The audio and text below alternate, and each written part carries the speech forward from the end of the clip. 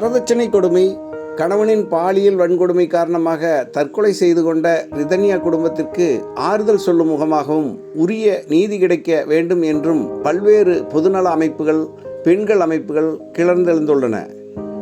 திங்கட்கிழமை மாலை திருப்பூர் பகுதியைச் சேர்ந்த பொதுமக்களும் ஏராளமான பெண்களும் பொதுவெளியில் திரண்டு ரிதன்யாவிற்கு மௌன அஞ்சலி செலுத்தியதோடு வி வாண்ட் ஜஸ்டிஸ் ரிதன்யா என்ற கோரிக்கை முழக்கங்களை இட்டனர்.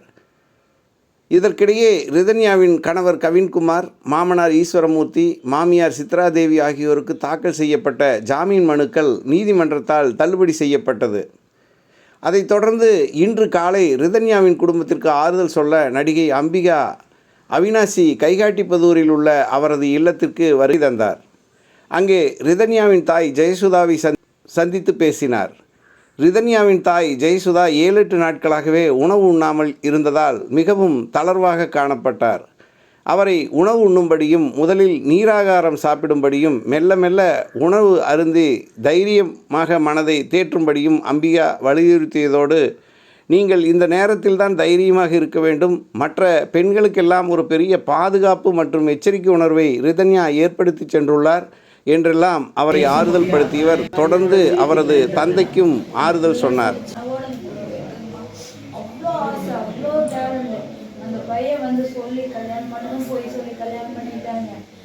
கல்யாணம் பண்ணி பரவாயில்ல, இந்த வாழ்க்கை சரி, நம்ம கல்யாணம் பண்ணிட்டோம், வேற மாற்ற முடியாது, நம்ம சரி அது அவங்க மாற்றிக்கலாம் அப்படின்னு அந்த பொண்ணு பொறுமையாக எல்லாம் சதிச்சுது. இப்போ பொறுமையாக இருந்த பிள்ளைய அவ்வளோ சின்னவனம் பண்ணிட்டு அந்த பிள்ளைய தற்கொலை பண்ணியாச்சு. அது வாழ்க்கை மூலம் கொடுத்துட்டு போயிட்டோம். இப்போ நாங்கள் பெற்றவங்க துடிச்சிட்டு இருக்கிறோம், போராட வேண்டியது நியாயத்துக்கு நான் போராடிட்டு போதும். 2 சிப்பு குடிங்க, அப்புறம் ஒரு 1/2 மணி நேரம் கழிச்சு போதும்.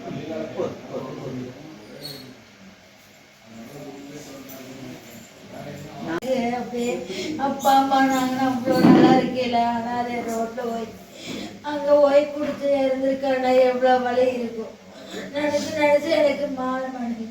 நம்ம உள்ளோடையே நம்ம போகல, நம்ம உள்ளான அதை விட்டுட்டுமே அப்படின்னு இருக்குதுப்பா. எனக்குன்னு ஒரு இளவரசம் பிறந்திருக்கா வருவோம் அப்படின்னு சொல்லுவோம். என் மனா வந்திருக்கா என் பொண்ணுக்கு. ஒரு அத்திர ஆதரா இருந்தா எவ்வளவு உயிரோடு இருந்திருப்பான்.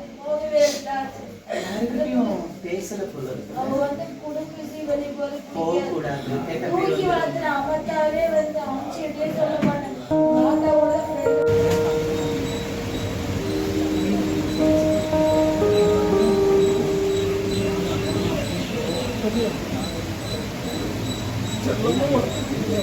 கிடைக்கும் கண்டிப்பாக உங்களுக்கு நீங்கள் நினைக்கிற மாதிரி வரும்.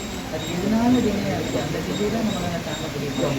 முடிவு சீக்கிரத்தில் கண்டிப்பாக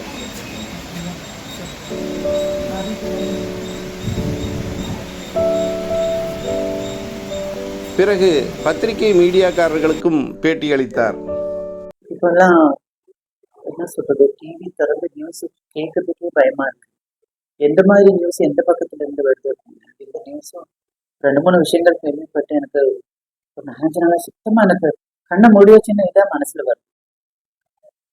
அந்த பொண்ணு அது ஏன் வீட்டு பொண்ணா இருந்தா அதெல்லாம் அப்படி நினைச்சு பார்க்கும்போது அவங்க அப்பா அம்மா இருக்கிற இடத்துல, அந்த அப்பா அம்மா அந்த பையன் இருக்கிற இடத்துல நானாக இருந்தேன், என்னோட வீட்டுல இருக்கிறவங்களாக இருந்தேன், அப்படியே மனசு போட்டு இது பண்ணிட்டு இருக்கேன். அதை விட என்ன வருத்தம்னா, ஒரு குழந்தையோட உயிர், அனிமல்ஸுக்கு இருக்கிற அந்த அந்த ஒரு அனிமல்ஸுக்காக போராடுறவங்களுக்கு இருக்கிற அந்த ஒரு மரியாதை கூட ஒரு மனிதனுடைய உயிருக்கு இல்லையா? என்ன இது ஒரு கொடூரம் நடந்திருக்கு.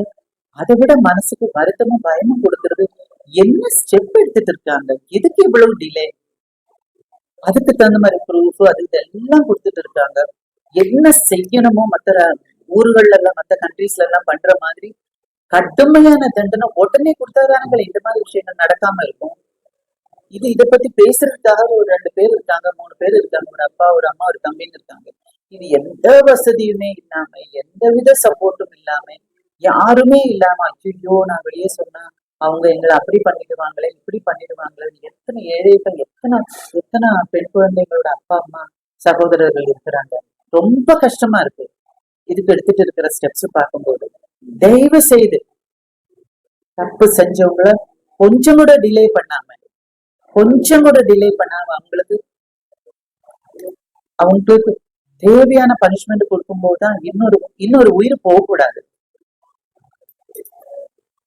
என்னமோ இப்ப பனிஷ்மெண்ட் அவங்களுக்கு ஏதாவது பண்ணா கூட அதுக்கு சப்போர்ட் பண்றதுக்கு இருக்கிற ஆளுங்களை பார்க்கும்போதுதான் அரசியல் இருக்கேன், அதுல இருக்கேன், இதுல இருக்கேன்னு சொல்லி எடுக்காம ஒரு மனிதாபிமான அடிப்படையில் இருந்தது. ஒரு உயிருங்க போனது, ஒரு உயிர் ரோட்ல போயிட்டு இருக்கும்போது நாய் பார்த்தாச்சுன்னா இப்படி கல்லு தூக்கி போடக்கூடாது, காலால மிதிக்க கூடாதுன்னு சொல்றாங்க. அதுக்கு கேர் பண்றதுக்கு ஆள் இருக்கு. ஆனா ஒரு ஒரு சொறி நாயோ வெறிநாயோ கடிச்சு கொதறி ஒரு குழந்தையோ ஒரு ஒரு மனிதனும் செத்து போச்சுன்னா அதுக்கு பிரச்சனை இல்லை. ஒரு ஒரு ஒரு அனிமலுக்கு இருக்கிற அனிமலும் உயிருள்ள ஒரு ஜீவன் தான். பட் இருந்தாலும் அதுக்கு கொடுக்குற ஒரு இது கூட ஒரு ஜீவனுக்கு இல்லையா? என்ன இது? ஏன் ஒவ்வொரு வாட்டி உங்க வீட்டுல ஒரு பொண்ணு இருந்தா, உங்க வீட்டுல ஒரு பையன் இருந்தா, உங்க வீட்டுல ஒரு தம்பி இருந்தா இப்படி கேட்டுக்கிட்டே இருக்கணுமா எல்லாரும்? நம்ம கையில அந்த பவர் இருக்கு, நம்ம கையில பனிஷ்மெண்ட் கொடுக்கறதுக்கு அந்த பவர் இருக்கு. எடுங்களேன், அந்த பவரை எடுத்து பனிஷ்மெண்ட் கொடுங்களேன். பனிஷ்மெண்ட் கொடுத்தா போன உயிரை திரும்ப வந்துருமா, இந்த மாதிரி எல்லாம் கேட்க கூடாது. ஆனா பனிஷ்மெண்ட் கொடுத்தாதானே அந்த அப்பா அம்மாவுக்கும் உடன்பிறப்புக்கும் ஐயோ எங்க வீட்டுல நடந்தது இன்னொரு இடத்துல நடக்காம பாத்துக்கிறதுக்கு ஒரு வழி பிறந்திருக்குன்னா அவங்க இத்தனோண்டு ரிலீவ் ஆவாங்க. ரிலீவ் கூட கிடையாது, இன்னொரு ஜீவனுக்காக அவங்க ஒரு எதிர்பார்ப்பு வைப்பாங்க. எங்க சிஸ்டருக்கு இது நடந்ததுனால, இவ்வளவு கடினமான ஸ்டெப் இவங்க எடுத்ததுனால இன்னொரு குழந்தை இப்படி ஆகாது அப்படின்னு அவங்க மனசுக்குள்ள ஒரு சின்ன, எங்களால அது நடந்ததுன்ற ஒரு சின்ன ரிலீஃப் வரும். அதுக்கு கூட நம்ம ஊர்ல அது உரிமை இல்லையா? கஷ்டமா இருக்குங்க, கஷ்டமா இருக்கு, பயமா இருக்கு. வெளியே சொல்றது கூட அது ஒரு கேள்விக்குள்ள வைக்கிறாங்களா? இந்த விஷயத்த நீங்க வெளியே சொன்னப்ப உங்க வீட்டுல பண்ணா நீங்க வாய மூடிக்கிட்டு சும்மா இருப்பீங்களோ அப்படின்னு நம்ம கேட்கிற அளவுக்கு கொண்டு போய் விடக்கூடாது. என்ன இது மனசுல இருக்கிற விஷயத்த வெளியில சொன்னோம். ஏங்க கோயிலுக்கு போறதா சொல்லி ஒரு வண்டியில உட்காந்துட்டு அந்த கடைசி 5 நிமிஷம் அந்த பொண்ணோட மனசு, அந்த பொண்ணோட இதயத்துல அந்த விஷயங்கள் கொஞ்சம் யோசனை பண்ணி பார்த்துட்டு அந்த இடத்துல உங்க பொண்ணை வச்சு பாருங்க. அதுக்கப்புறம் வெளியில சொல்றீங்க அந்த மாதிரி இதெல்லாம் வராது. ஒருத்தரோட கண்ணீரை பார்த்து சந்தோஷப்படுறதுக்குன்னே நம்ம ஊர்ல சில ஆளுங்க இருக்காங்க, அதை வச்சு பிசினஸ் பண்றதுக்குன்னே சில பேர் இருக்காங்க. எனக்கு அதை விட இந்த நடந்த குடும்பைக்கு ஏன் எந்த ஸ்டெப்பும் உடனே எடுக்கல? அப்படியெல்லாம் ஒரு பவர் கிடைச்சிடுறாங்க.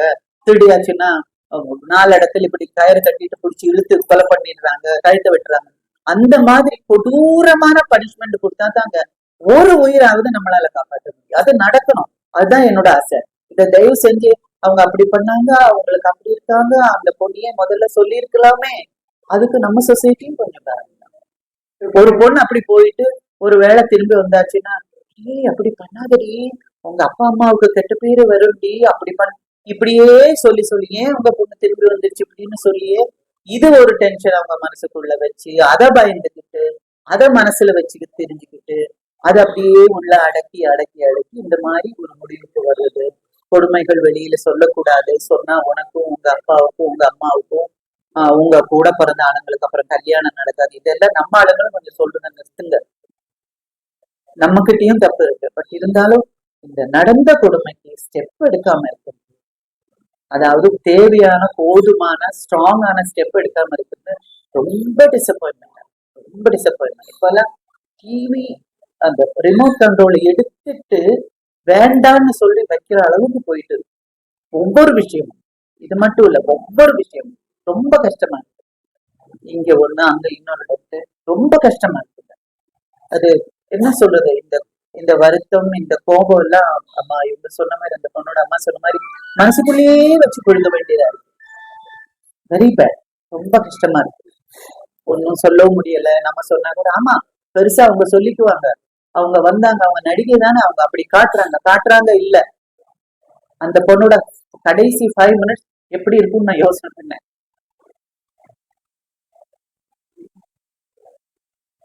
அந்த கடைசி 5 minutes அந்த பொண்ணு என்னென்ன திங்க் பண்ணிருக்கும் கொஞ்சம் யோசனை பண்ணுங்க.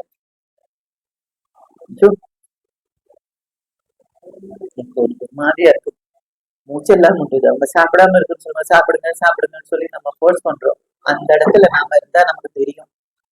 போகாது, பச்சை தண்ணி கூட உள்ள போகாது. கோபப்படுறதா, வருத்தப்படுறதா. ஆனா ஆச்சரியமா இருக்குல்ல, கெட்டது செய்யும் போது அவங்களுக்கு சப்போர்ட் பண்றதுக்கு சில ஆளுங்க வருவாங்க பாருங்க. அபிஷியல்ஸா இருந்தாலும் சரி, கவர்மெண்டா இருந்தாலும் சரி, ஆட்களா இருந்தாலும் சரி, நம்ம சொசைட்டியா இருந்தாலும் சரி, அது தயவு செஞ்சு மாத்திருங்க ப்ளீஸ். உயிருக்குன்னு ஒரு மதிப்பு இருக்கு. எவ்வளவு கஷ்டப்பட்டு எத்தனை கோயிலுக்கு போயிருப்பாங்க அந்த குழந்தை பிறக்கணும்னு சொல்லி. எத்தனை 48 மணி நேரம், 52 மணி நேரம், எத்தனை வழியில இருந்து வந்த ஒரு குழந்தைய கொண்டு வந்து 29 வயசுல இல்ல 27 வயசுல சாவு கொடுக்கறதுக்கா? அதுக்கு பெக்காமலே இருந்திருக்கலாமே, பிரெக்னன்ட் ஆகாமலே இருந்திருக்கலாமே. குழந்தைய பத்தி கஷ்டப்பட்டு வளர்த்து இப்படி கொடுக்கறதுக்கா? இங்க ஒண்ணு, அங்க ஒரு பையன், எவ்வளவு கஷ்டப்பட்டு வளர்த்திருப்பாங்க அப்பா அம்மா. செஞ்சதுக்கு அப்புறம் நடந்ததுக்கு எந்த விட பலனும் இல்லைன்னு சொல்றதுதான் அவங்களுக்கு நடந்ததை விட மனசை கொள்றதே. எனக்கு கொல்லி வைக்க வேண்டிய குழந்தைக்கு நான் கொல்லி வைக்கிறேன்னு இது வேற அவங்களை கொண்டுட்டு இருக்கோம். அப்பாவா இருந்தாலும் சரி, அம்மாவா இருந்தாலும் சரி. எனக்கு என்ன சொல்றதுன்னே தெரியல. ரொம்ப நிஜமா பயமா இருக்கு. டிவி ஆன் பண்றேன்.